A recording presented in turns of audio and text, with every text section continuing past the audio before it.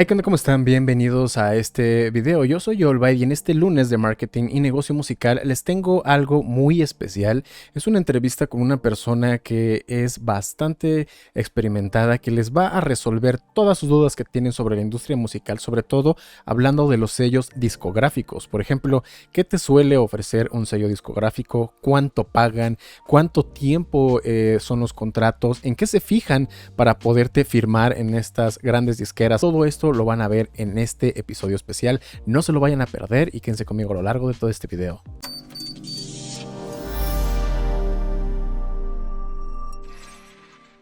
Buenas tardes, Ana, ¿cómo estás? Primero que todo, muchas gracias por haber aceptado esta entrevista.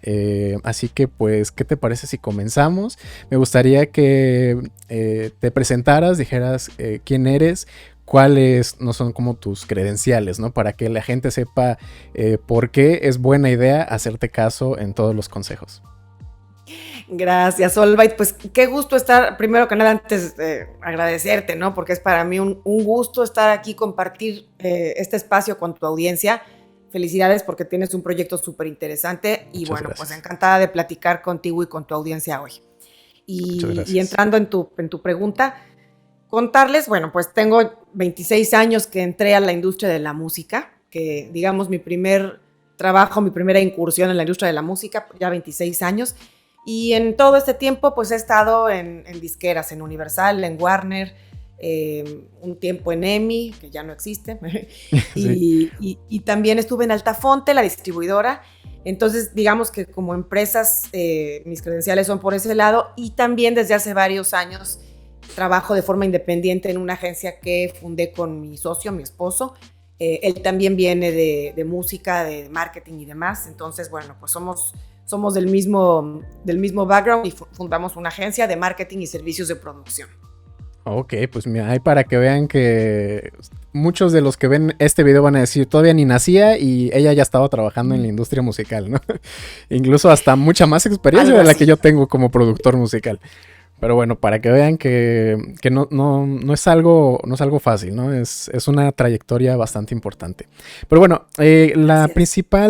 el principal enfoque de esta entrevista era que nos platicaras de ese otro lado de la moneda, porque muchos de los que ven canales, ¿no? Como el mío, como el tuyo, tenemos experiencia muchas veces desde el lado técnico, de cómo abrir un programa, cómo empezar a hacer los beats o las canciones, cómo grabarte si eres cantante.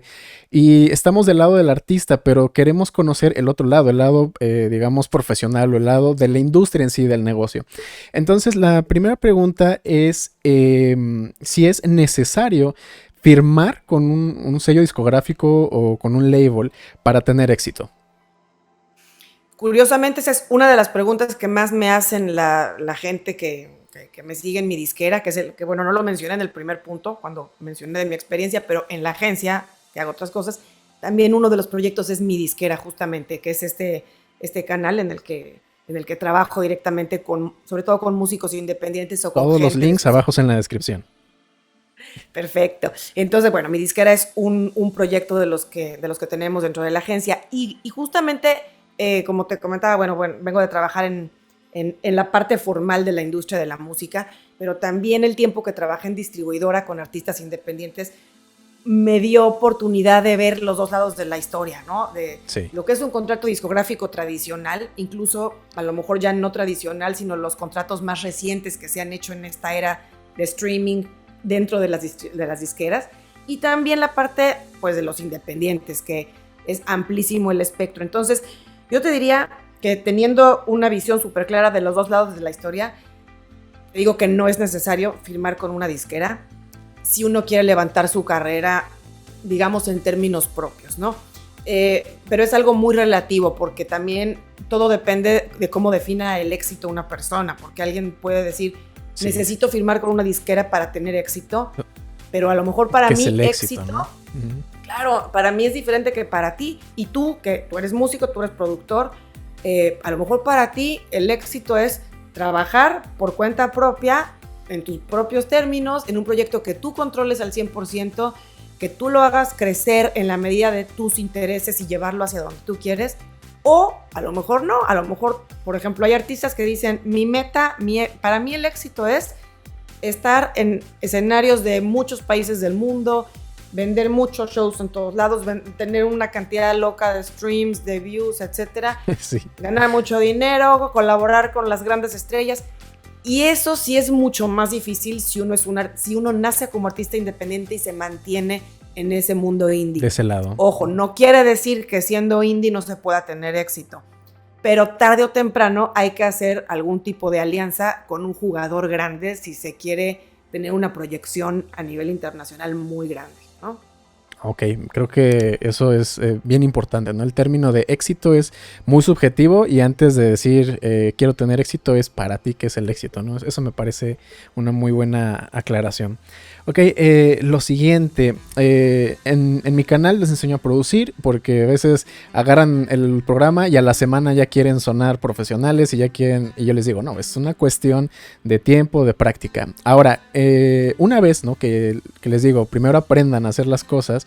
Cuando ya saben hacer las cosas, ¿tú cuándo podrías decir que es un buen momento en el caso de que quieran ir por el lado de las disqueras o incluso también por el lado independiente, pero sobre todo de las disqueras? ¿Cuándo sería un buen momento para decir, ok, creo que ahora sí debería de empezar a buscar un contrato o una disquera? Cuando un artista empiece a levantar su carrera desde abajo y empieza a escalar, digamos, en números, en ingreso, está tocando en vivo, está empezando a vender shows, etcétera, y va creciendo orgánicamente, digámoslo así, él o ella, o ellos, si es una banda, son los primeros en que van a poder determinar, más que uno decirles desde afuera, cuándo es el momento. El momento lo va a dictar cuando ellos sientan que necesitan de una infraestructura más grande de la que tienen para crecer al siguiente nivel.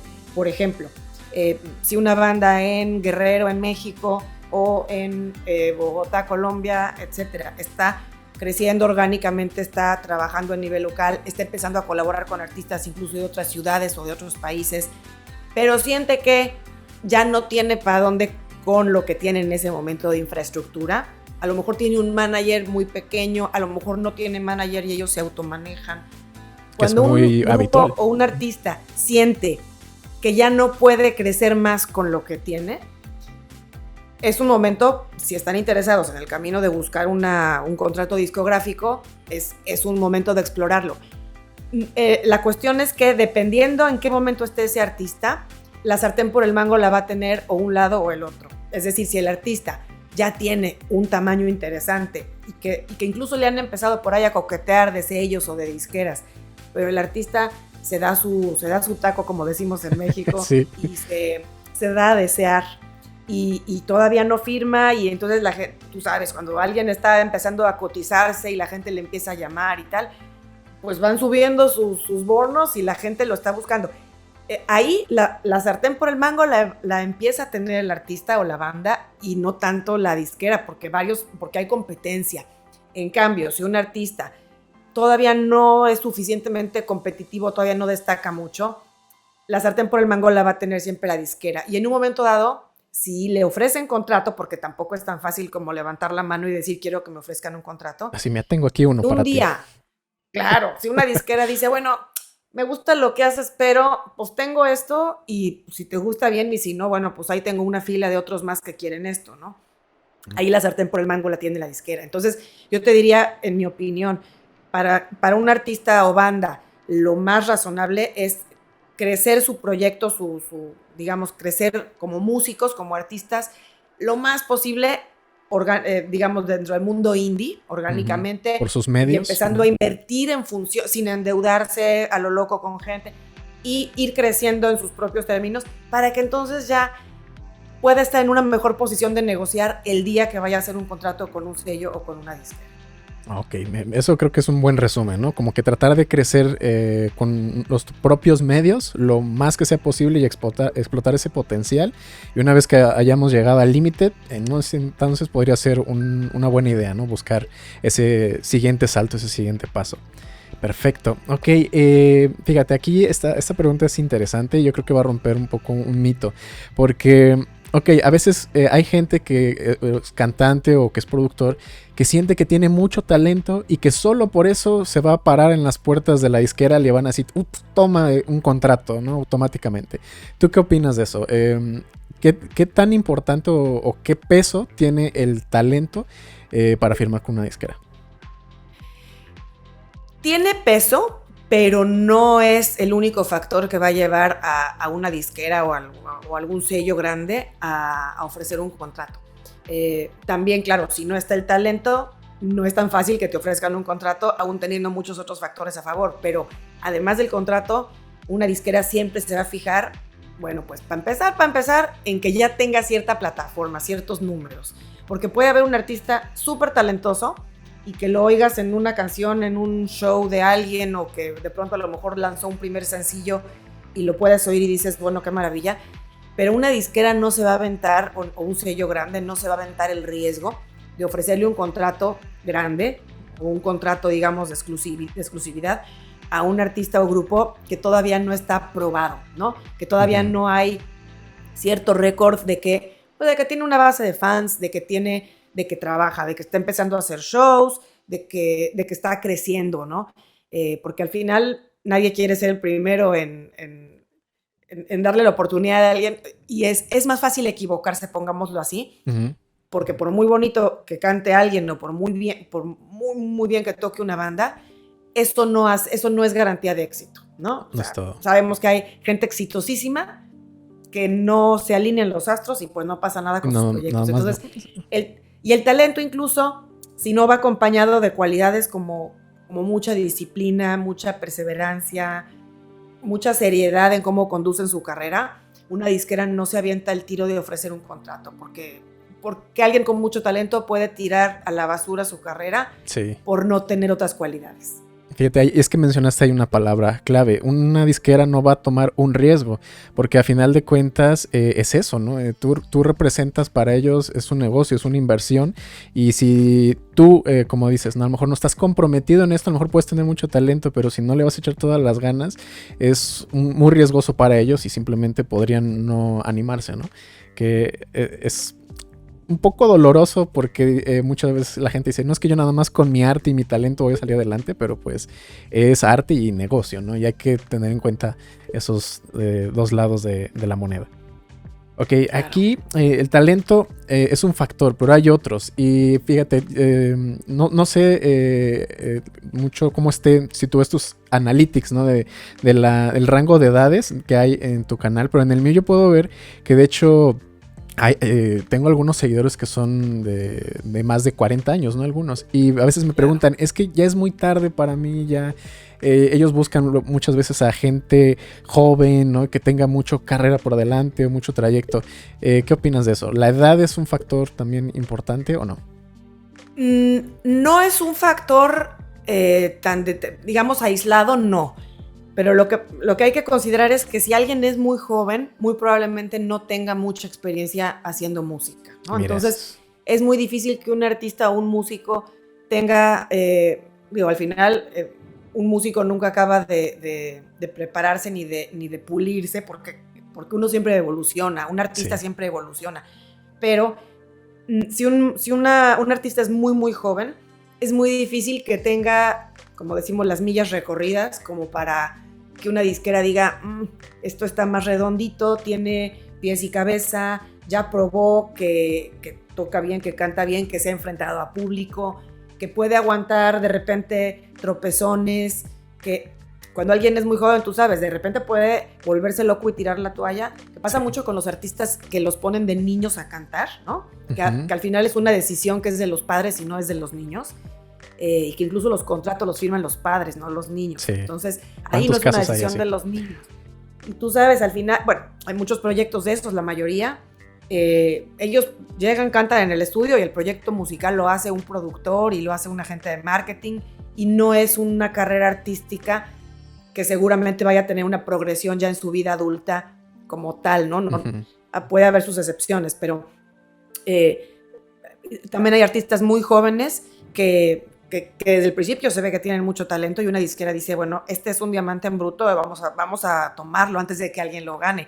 También es una cuestión de olfato y de que alguien quiera tomar ese riesgo. Otra cuestión son los géneros, porque también si cantas música urbana o si cantas ciertas canciones, sería difícil, incluso por gustos y por preferencias, que alguien tenga cierta edad, ¿no? A lo mejor alguien a los 50 y tantos o 40 y muchos, sería difícil que se meta a hacer trap o que se meta Justo a eso hacer estaba pensando, reggaetón, ¿no? ¿no? Que vayas O a al ver a un revés, por señor ahí ejemplo, perreando o algo, pues estaba difícil. claro, es como, o por ejemplo, si alguien es músico de jazz o de música clásica, normalmente va a ser gente más grande, que incluso Ujú. tenga muchos años tocando y que a lo mejor coqueteó con el rock y con el pop un tiempo y luego ya se fue por el lado del jazz, por decir algo del blues. Entonces hay géneros que sí requieren, más por cuestión de gusto y de experiencia, cierta edad que otros. Pero una disquera puede firmar a gente que tenga 40 y tantos, 50 y tantos años. Bueno, tú te acuerdas de Susan Boyle, ¿no? Que en su momento la señora esta que ganó, no sé, el concurso este de talento, una señora inglesa, o no sé si es inglesa o escocesa o de por allá. Hay talento a todas las Y fue como, edades. sí, hasta al final puede haber gente que explote a cualquier edad. También puede ser que igual se apague, ¿no? Y hay gente que toda su vida estuvo haciendo música y que se vuelve muy famoso ya muy grande, como Tony Bennett, ¿no? Que de repente Tony Bennett, hasta que ya era viejo, Y de tuvo un repente el momento chispazo. ajá. Y claro, pues, digo, la edad que tiene ya el señor tampoco está para trabajar muchísimo, ¿no? Pero la edad es secundaria porque atrás hay muchos otros factores que una disquera va a evaluar. Claro, si es un niño, la verdad muy pocos se avientan el tiro, pero Sí, en una edad productiva que ya se note que hay atrás del artista, la edad no es tan importante. ok, pues mira, aquí entonces ya mencionamos el aspecto de talento, el aspecto un poco de la edad, del género musical. ¿Podrías a lo mejor decir, no para redondearlo a 5, ¿no? 5 factores entonces que las discográficas se fijen más. Mira, podría ser, bueno, el talento, indudablemente, si no hay talento, pues tampoco le van a ofrecer un contrato a alguien, ¿no? Para empezar. También que haya, como decíamos hace un momento, que haya ya ciertos logros, ¿no? Que haya Experiencia, un ¿no? récord. Sí, que haya un récord de que la carrera de ese artista va tomando vuelo, ¿no? Okay. De que va creciendo. Y claro, la disquera ahí, bueno, lo toma alguien que va en trayectoria ascendente. Si es alguien que no tiene números, te digo, es muy difícil.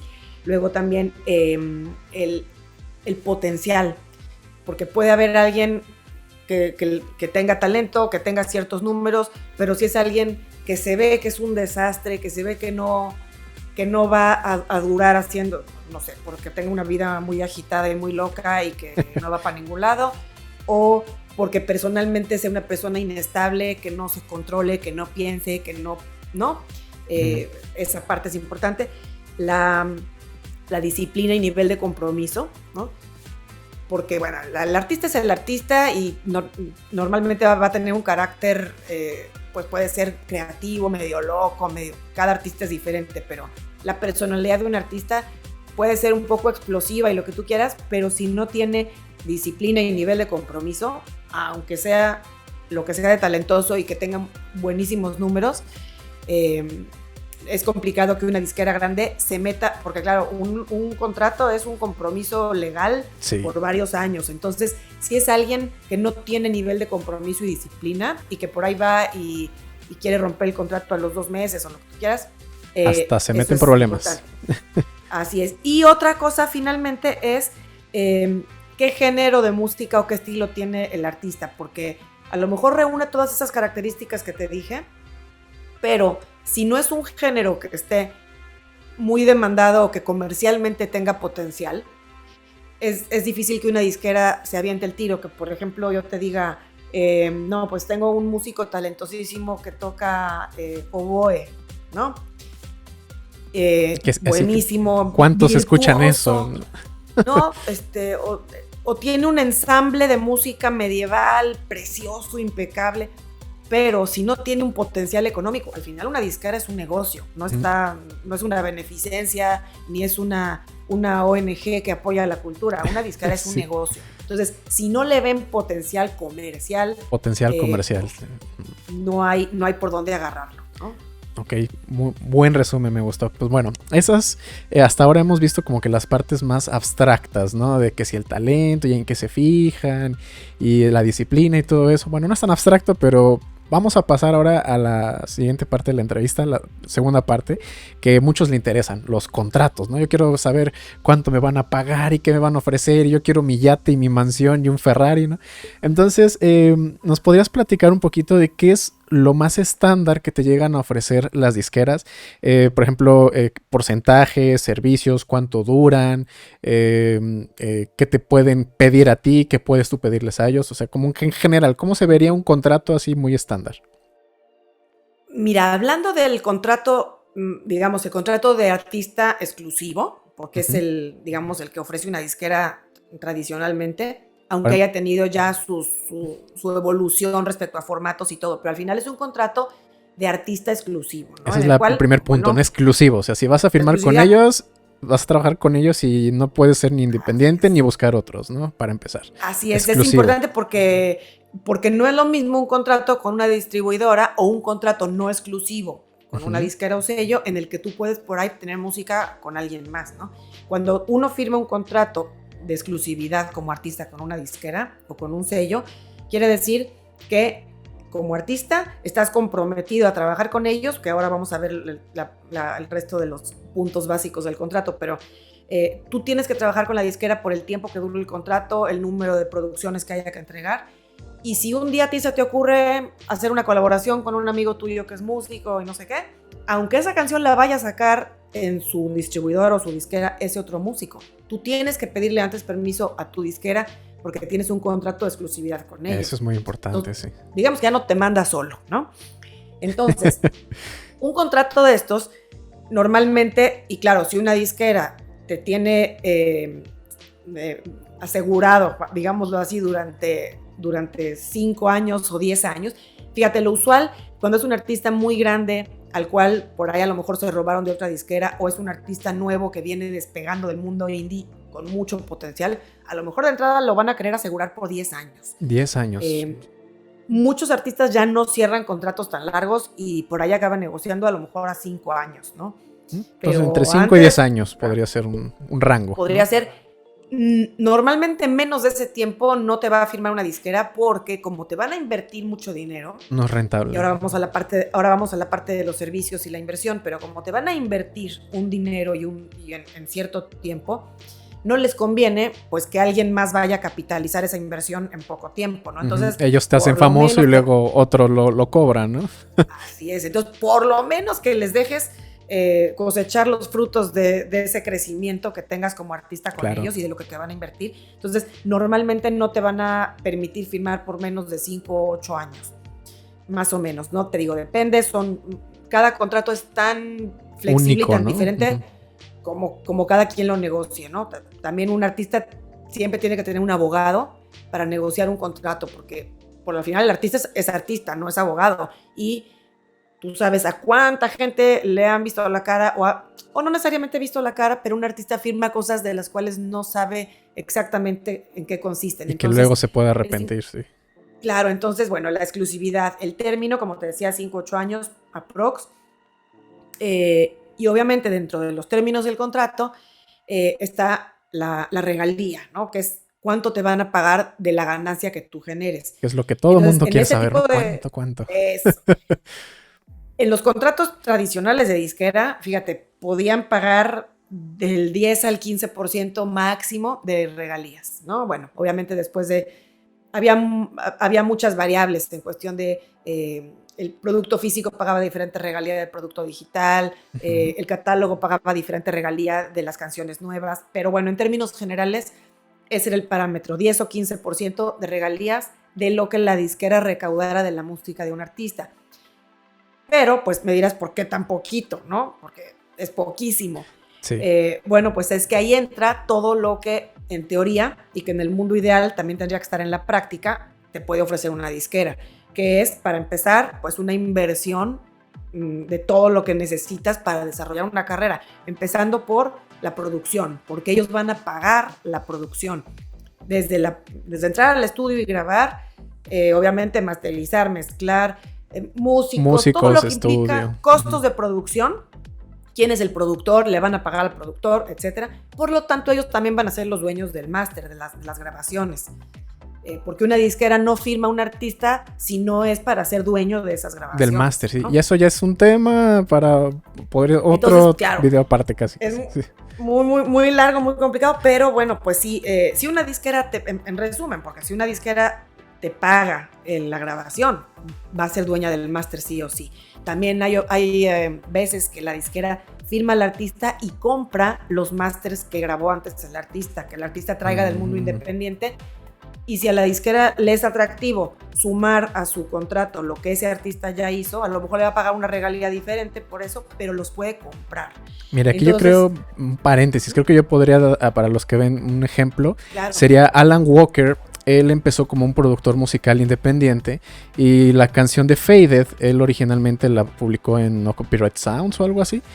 Y tenía cierto nivel de calidad, le faltaba pulir mezcla, masterización, y llegó una disquera, se fijó en él y volvieron a regrabar la canción. Ya no sé si él la produjo o hizo la producción y luego alguien más la mezcló y la masterizó.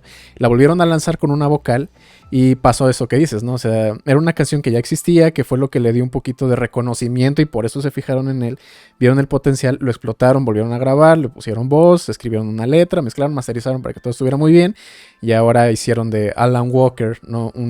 Una marca, ¿no? Un nombre comercial. Creo que eso sería un muy buen ejemplo, ¿no? Para que tengan idea de lo que estamos hablando. Así es, muy buen ejemplo para ilustrar eso y obviamente además de pagar los gastos de producción y todos los costos que implique, también la parte, por ejemplo, de los videos. En el contrato se va a estipular cuántos videos oficiales va a tener el artista. Por ejemplo, si firma, no sé, por lo que era antes un disco, ahora normalmente son por canciones, pero no te van a hacer video de todas las canciones, entonces a lo mejor te van a decir 3 o 5 videos al año, o si es un disco te van a decir 3 videos por disco, por álbum, etc. Entonces esos videos normalmente la disquera va a pagar la mitad y el artista la mitad a cuenta de regalías.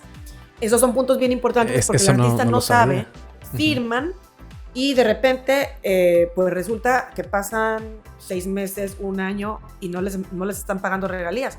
Y el artista dice, bueno, ya tengo un año que lancé el disco y va súper bien y ya tengo no sé cuántos millones de streams. Porque resulta que ¿dónde está el billete? Y decía en el contrato que tú como artista pagas la mitad del costo de los videos, pero eso no lo tienes que soltar de contado cuando firmas el contrato, sino se te va a ir restando de tus regalías. Se te va descontando, sí. Y obviamente, bueno, además de la parte de la producción y de los videos, está el marketing y promoción, que tú sabes que un proyecto sin marketing y promoción, pues es como un coche sin gasolina, ¿no? Entonces, pues por muy, muy bueno que sea el disco, el sencillo EP, si no tiene atrás el músculo de marketing y de inversión, es muy difícil que luzca y que despegue. Entonces, una disquera, pues va a querer que su inversión que tenía un retorno de inversión en ese caso, y hay que gastar en marketing. Entonces el contrato normalmente va a estipular, te digo, puede ser una cantidad fija en gastos de marketing. A veces no está estipulado, pero te pueden poner, por ejemplo, campañas de publicidad digital para cada sencillo, con monto o sin monto. Te digo, los contratos son muy variables, pero la disquera sí o sí se va a comprometer a hacer gastos de marketing y promoción. A veces te contratan un publicista para que apoye al artista en las épocas de lanzamiento de sencillo, por ejemplo, etc. Y otra cosa muy importante es que muchos contratos tienen anticipos. Entonces, cuando una disquera quiere firmar a un artista que está muy cotizado y que hay pelea por ahí porque 2 o 3 lo quieren, la manera de pelearlo es poner dinero en la mesa. Entonces, pues le van a lo mejor en términos de contrato, el artista ve que es más o menos lo mismo entre los 2 o 3 que le están ofreciendo, pero lo que va a hacer una diferencia de con quién se va es quién le pone más dinero en la mesa. Entonces, pues ahí es donde empieza ahora sí que como en las casas de subastas, ¿quién da más? ¿Quién da más? ¿Quién da más? Y entonces, bueno, pues a veces si son artistas chicos, pues pueden ser $5,000, $10,000, pero si hay artistas que son muy grandes y hay más pelea, pues les pueden poner mucho dinero enfrente para firmar. y el artista tiene que ver que ese anticipo sea recuperable o no recuperable. Porque hay truco si ahí, no es hay truco. Claro, porque la gente se deja deslumbrar con el dinero y dice, mañana voy a tener $10,000 en mi cuenta del banco donde firmo. Pero lo que no leen es la letra chica y a lo mejor ese anticipo, el 100% es recuperable de regalías para la disquera. Entonces, como te decía hace un momentito, el artista empieza a trabajar. Fíjate, conozco artistas muy grandes, que no vamos a decir nombres, pero artistas de las disqueras transnacionales que tienen años trabajando y que les va súper bien y que tú los ves ganando premios y demás, y no han cobrado $1 de regalías, porque recibieron tanto dinero de entrada, de anticipos. Que no lo han desquitado, no lo han descontado, ¿no? Pagaron videoclips tan caros que porque claro, el artista dice, quiero que mi video me lo haga fulano de tal. Oye, pero el video cuesta $20,000 o $30,000, no importa. Y la disquera pone su mitad y la otra mitad se la descuentan de regalías al artista. Entonces, pues por eso pasan años y el artista no cobra regalías, porque todavía le están descontando lo que debe. Entonces, eso es un contrato tradicional de exclusividad con una, digamos, con una disquera, ¿no? Okay. Y también, como te decía hace un momento, hay una combinación, además del término de tiempo, que pueden ser 5 años, 8 años, etcétera, con cantidad de música a lanzar. Porque no es lo mismo que yo esté contigo 5 años y lance el equivalente a 4 álbumes o a 3 álbumes, a que esté contigo 5 años y de repente me vaya de vacaciones 2 y no lance nada. Entonces puede haber una combinación de tiempo y cantidad de música. Por ejemplo, un contrato por 5 años y 3 álbumes de 10 canciones. O por sencillos. Ahora ya se usan mucho más sencillos sueltos que álbumes. Entonces puedes decir 5 años y a lo mejor si piensas en promedio 8 sencillos al año o 7, pues ahí ya haces la multiplicación. Entonces va a tener el contrato atado el término de tiempo y el número de canciones o productos a lanzar. Ok, mira, entonces fíjate, tocamos ahí bastantes puntos muy interesantes y a veces decimos que algunos de ellos pues tienen truquito, ¿no? Y lo ideal sería tener un asesor legal, ¿no? Porque pues es imposible que entendamos nosotros todo, ya tenemos suficiente con saber producir, mezclar, un poco de marketing y aparte de conocer el aspecto legal, pero ¿cuáles serían tú que, o sea, es que si tú lo ves en un contrato, automáticamente sería como una bandera roja, así como que, oye, esto es injusto? No, y otro punto, porque también la gente cree que lo que les ofrecen lo aceptan o no hay nada, ¿no? Y creo que hay otro punto que a veces también se puede llegar a negociar, ¿no? Pero bueno, ¿cuáles serían entonces esos banderas rojas? Respecto a este último que mencionabas de negociar, es un poquito lo que decíamos al principio, que el poder de negociación va a ser muy relativo al tamaño que tenga el artista. Si es un artista que tiene ya un buen calibre, va a poder negociar. De otra manera, la disquera le va a decir, ¿no quieres esto? Bueno, el que sigue, ¿no?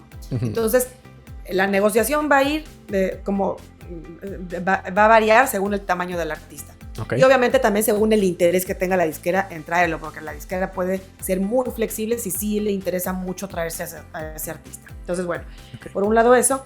Y por otro, yo te diría que las banderas rojas son más que una cláusula en particular, es que haya concordancia entre lo que te están pagando y el servicio que te están dando. Entonces, por ejemplo, si te van a ofrecer un 15% de regalías, puedes decir es mísero, es poquito. Bueno, pero sí, me van a pagar una producción de X número de canciones o X álbumes con el valor equivalente a X dólares o pesos o euros, lo que tú quieras, o con productores de nivel, y luego me van a invertir tanto en marketing y luego me van a pagar tanto de videoclips y me van a dar tour support, que es apoyo para montar una gira, etcétera, y me van a presentar con otros artistas de la disquera para hacer colaboraciones y tal. Entonces, a lo mejor es algo compensa, ¿no? Que ¿no? se compensa, porque a lo mejor yo digo, no podría, ese 15% que voy a ganar, tal vez yo no lo podría ganar por mi cuenta si no tengo todo ese soporte, ¿no? Pero también lo que te mencionaba en términos de contrato es un contrato muy general, pero tú sabes que hay los famosos contratos 360, que son en los que una disquera le da al artista más servicios, más allá de la parte de las grabaciones musicales. Entonces se incluye en esos contratos que el artista, por ejemplo, le da a la disquera el manejo, el management, como se llama. Entonces ya el manager del artista se convierte en alguien de la disquera, ¿no? O en la empresa que ellos designen. Luego también el artista tiene que darles derechos sobre su merchandising o sus productos oficiales, ¿no? O, por ejemplo, el artista en un contrato 360 también le tiene que participar de ganancia a la disquera de cualquier convenio que haga de branding o de patrocinios. Por ejemplo, que el artista saca una marca de perfumes o hace una marca de ropa, o ahí le tiene que pagar a su disquera un porcentaje. Y también, por ejemplo, de los shows, porque la disquera que ofrece un 360 le va a ofrecer al artista hacerle el booking, la venta de shows. Entonces, un 360 se convierte en que el artista se asocia con la disquera para todas las áreas de su trabajo. Grabaciones, booking, merchandising, patrocinios, branding, todo. Entonces, si la disquera tiene infraestructura para ofrecerle al artista ese tipo de contratos, shows, etcétera, bueno, pues hay artistas que les resulta muy bueno porque sin ese contrato no hubieran ellos por su cuenta conseguido todo eso, ¿no? Si no sería alcanzable, ¿no? Si no tuvieras esos recursos que te están ofreciendo. Así es, pero si una disquera o un sello le ofrece un contrato a un artista, a lo mejor no un 360 que incluya todo esto que te dije, pero le pide ingreso, por ejemplo, de shows, pero esa disquera o sello no le ayuda, no es un promotor de shows ni le va a hacer el booking, entonces, ¿por qué un artista le va a dar ingreso de esta parte? Entonces, ahí es donde hay banderas rojas. Cuando tú ves que te están pidiendo ingreso de algo que no tienes claro que te vayan a dar el servicio. Entonces, por lo mismo, por ejemplo, oye, ¿por qué te voy a dar yo un porcentaje de un patrocinio que consiga de una marca de instrumentos si tú no me estás ayudando a promocionarme con las agencias para que me contraten las marcas, ¿no? Si ese trabajo lo estoy haciendo yo por mi cuenta. Entonces, ahí es donde son las banderas rojas, que un artista tiene que recibir de la disquera lo que de verdad viene en ese contrato. Entonces, asegurarse que cada fuente de ingreso que pida la disquera tenga un sustento de todo lo que le van a dar al artista. Sí, que no te quieran pedir más de lo que te están dando, ¿no? Así es. Pero bueno, no olviden consultar su asesor legal. Esto es solo información, no es asesoría de ningún tipo. Sí, yo tampoco soy abogada. O sea, tengo mucha experiencia viendo contratos, pero siempre desde el lado de la disquera, de marketing o de desarrollo de negocios, nunca del lado legal. Ok, pues bueno, con esto queda un panorama creo que bastante claro del mundo, ¿no? De las disqueras, de qué es lo que te pueden ofrecer, cómo te puedes llegar a comprometer de ello, tiempo, dinero, anticipos y demás. Y obviamente no todo es miel sobre hojuelas, ¿no? A veces hay este tipo de cosas que si no lees puedes salir perdiendo. Y habrá quien después de haber visto todo esto diga, creo que esto no es para mí, yo tal vez me gustaría seguir el camino independiente. Para esas personas, ¿qué plataformas les podrías recomendar para que sigan el camino indie? Claro, bueno, pues lo que platicábamos hace un momento es un contrato artístico, pero el contrato de distribución es justamente el camino indie, porque cualquier artista indie tiene que lanzar su música a través de una distribuidora, ¿no? Entonces, como les digo yo a los artistas que de pronto me dicen, es que mi música ya está en YouTube y en SoundCloud. Bueno, pues eres aficionado, pero no eres un músico profesional, porque tienes que tener un contrato de distribución, ya sea un contrato online de términos y condiciones con un agregador o un contrato con una distribuidora solo por invitación. Pero bueno, digamos que si un artista ya decidió que se va a ir por el mundo indie, ya sea porque no le convenció ninguna disquera o porque nadie le ha ofrecido contrato y está convencido que quiere ser indie, lo primero es que tiene que elegir una distribuidora para trabajar. Entonces, hay dos tipos de distribuidora. Las de plataforma abierta, que son las que puede cualquier persona trabajar con ellos, que son las que también se conoce como agregadoras, ¿no? Que tú entras a su sitio web y directamente contratas sus servicios. No te van a pedir fama, ni números, ni nada, ¿no? Como por ejemplo, CD Baby, 1RPM, TuneCore, etcétera, ¿no? Ahí, por ejemplo, yo uso DistroKid. DistroKid es otra buenísima, Dito Music, etcétera. Cualquiera puede trabajar con ellos desde el día 1. Y están también las distribuidoras que son solo por invitación. como Believe, como Altafonte, como The Orchard, que básicamente, bueno, algunas son parte de las disqueras transnacionales y otras son independientes, pero el común denominador es que ellos le van a ofrecer contrato a los artistas que les interesan, ¿no? Okay. Entonces, obviamente la barrera de entrada es muchísimo más baja que en una disquera con contrato tradicional, pero no le van a tomar el contrato a cualquier persona que está lanzando un primer sencillo, digamos, ¿no? O a gente que tiene 5 o 6 sencillos y que no ha despegado de ciertos números. Entonces, un artista tiene que empezar, si está desde abajo y no tiene nada, tiene que empezar con una distribuidora o agregadora de plataforma abierta. Entonces, aquí tienen que informarse. Es muy importante que no se firmen con la primera que les apareció ahí en un Google Search o que alguien les dijo. Que investiguen. Tú en tu programa has dado mucha información. También ahí en mi canal, si alguien tiene curiosidad, tengo varios programas sobre distribuidoras, porque es importante que entiendan qué esquema de trabajo tienen, qué esquema de pago, porque hay unas, por ejemplo, que hay que pagar cada vez que lanzas música, como CD Baby. Hay otras que tienen anualidades, como DistroKid o como TuneCore, que tiene una anualidad. Y hay otras que no tienen anualidad y que pueden empezar gratis como OneRPM, pero te van a cobrar más de regalías a la hora que te paguen. Entonces, ahí uno tiene que decidir, porque, por ejemplo, si tú eres un artista nuevo, que todavía no tienes ni un stream y apenas vas a empezar a lanzar música y no tienes mucho presupuesto, a lo mejor te conviene entrar en una que no te cueste de entrada, pero que sí tengas cubierta la parte básica de distribución y de servicios, la monetización en redes sociales, monetización de YouTube con el Content ID. No irse con planes gratis que no tienen nada, que están encuerados, ¿no? Porque hay distribuidoras que ofrecen planes gratuitos que no tienen nada y que para tener monetización en redes sociales hay que pagar. Entonces ahí es cuando un artista tiene que informarse qué tipo de planes tiene cada distribuidora, cuánto quiero gastar al principio, y si ya tengo números interesantes, entonces a lo mejor me conviene pagar una anualidad, pero quedarme con más dinero. Con el 100%, de mis regalías, ¿no? O el 95%, o lo que me... Pero es ahí cada caso es distinto, y un artista en función de sus números tiene que ver qué le conviene más, pero hay que informarse. Ok.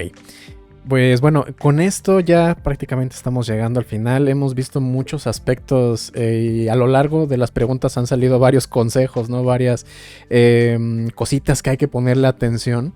Y aquí yo creo que me gustaría que antes de terminar ya la entrevista dieras así como que un consejo. O sea, ¿cuál sería tu consejo como que estrella o clave? Porque yo estoy seguro que en este momento hay mucha gente viendo que yo sé que tiene mucho talento, muchas ganas, y que de repente a veces pues sienten como que les hace falta algo, esas palabras de aliento, ese consejo que, ok, puedo seguir.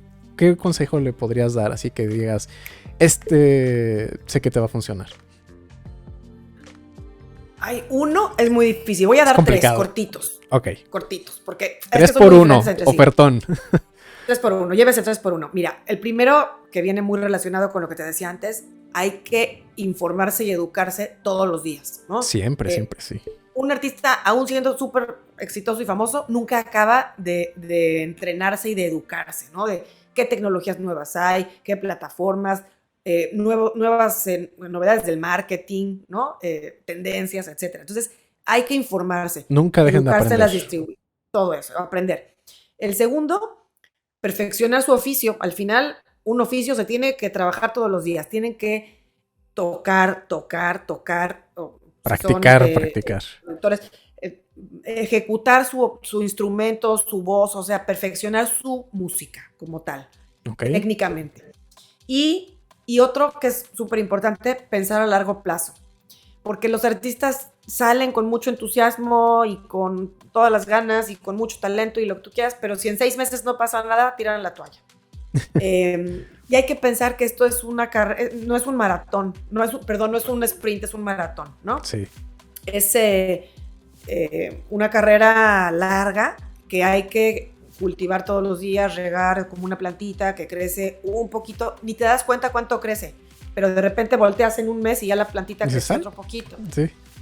Pero ese crecimiento no lo ves cada día. Entonces, si un artista piensa que en 6 meses o en un año va a ser muy famoso y va a ganar mucho dinero, está en la profesión equivocada. Entonces sí tienen que tomar la música como una carrera a largo plazo. Ok, resumiendo entonces, nunca dejan de aprender, practiquen todo lo que puedan. Y el tercer punto, entonces, tener paciencia, o sea, un plan a largo, Pensar a largo plazo. Y ser pacientes, ¿no? Siguiendo ese plan. Muchísimas gracias, Ana. Por favor, dinos todas tus redes sociales, tus proyectos, para que los que estén viendo y quieran saber más, que quieran tener una consulta personalizada contigo, pues te puedan contactar. Gracias, Albright. Pues mira, en cualquier red, básicamente en Twitter, en Facebook, en Instagram, en TikTok, estoy con Mi Disquera, @midisquera. Mi Disquera. Y en midisquera.com, por supuesto, en la página web. Ahí tienen los enlaces, tengo algunos recursos gratuitos, obviamente más de 200 videos en el canal de YouTube. Bastantitos. Que también es Mi Disquera, youtube.com/Mi Disquera. Y ahí mismo en mi página está el enlace para las asesorías personales que doy vía Zoom. Entonces, bueno, pues también por ese lado, quien quiere un poquito más de personalización en los consejos y en ayudarlos a tener una guía, ahí estoy a su disposición. Ok, todos los enlaces aquí van a estar abajo para que facilito le den clic y ahí esté al alcance de un clic. Bueno, pues Ana, muchísimas gracias por tu tiempo, por haber compartido tu experiencia. Pues espero que me gustó bastante, ¿no? esta dinámica, y pues eso sería todo, ¿no? Muchísimas gracias por tu tiempo y por esta entrevista. Gracias a ti, Albright. Un privilegio estar en este canal con gente tan profesional y con toda tu audiencia que es súper leal, y que sé que algunos también por ahí han visto algún videito de Mi Disquera. Encantada de conectarme con todos ustedes.